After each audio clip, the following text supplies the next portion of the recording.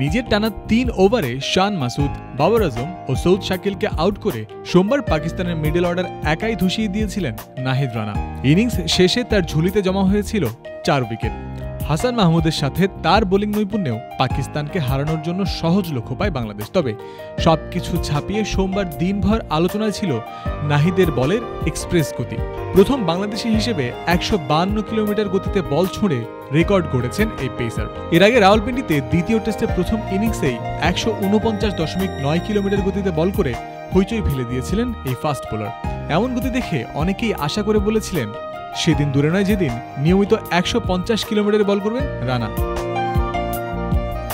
এই মুহূর্তে দেশের ক্রিকেটের অন্যতম প্রাপ্তিও বলা যায় তাকে।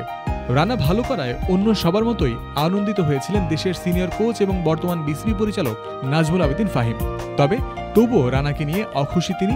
বলছেন এই পেসার গুরুত্ব দেননি তার কথার, যদিও এই কথাগুলো তিনি বলেছেন নিছক রসিকতা করেই। একটু আনহ্যাপি নাহিদ রানার ব্যাপারে, কারণ আমি কালকে না পরশুই বলছিলাম যে নাহিদ রানা 149 এরকম বল করছে, আমরা আশা করছি হয়তো ১-১.৫ বছরের মধ্যে আরও স্ট্রং হবে, 153, 154 বল করবে ১-১.৫ বছর পরে। কিন্তু নাহিদ রানা দেখলাম যে পরের দিনই 153 কাছাকাছি চলে গেল। সো আমি যে কথাটা বললাম ও আমার কথাটার গুরুত্ব দিল না, আর কি একদিনের মধ্যে রেকর্ড ব্রেক করে ফেললো। মানে ইটস অ্যামেজিং।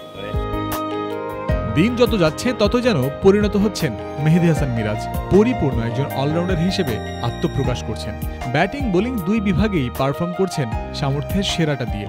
ক্যারিয়ারের প্রায় পুরোটা সময় জুড়ে যে বিষয়টা দেখা গেছে সাকিব আল হাসানের কাছ থেকে। মিরাজকে অনেকেই সাকিবের সাথে মেলাতেও চাইছেন, তবে নাজমুল আবেদিন মনে করেন সাকিবের মতো নয়, তার চেয়েও আরও ভালো কিছু মিরাজের কাছ থেকে দেখতে চান তিনি, তবেই আসবে ভালো ফল।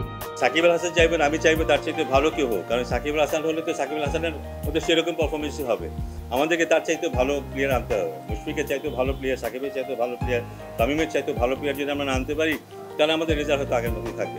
আমরা আশা করবো তার চাইতে ভালো হবে, এবং সেই লক্ষণ আমি দেখছি, কিন্তু তার মধ্যে সেই জিনিসটা আছে এবং কনসিস্টেন্টলি সে প্রমাণও করেছে সেটা মিরাজ।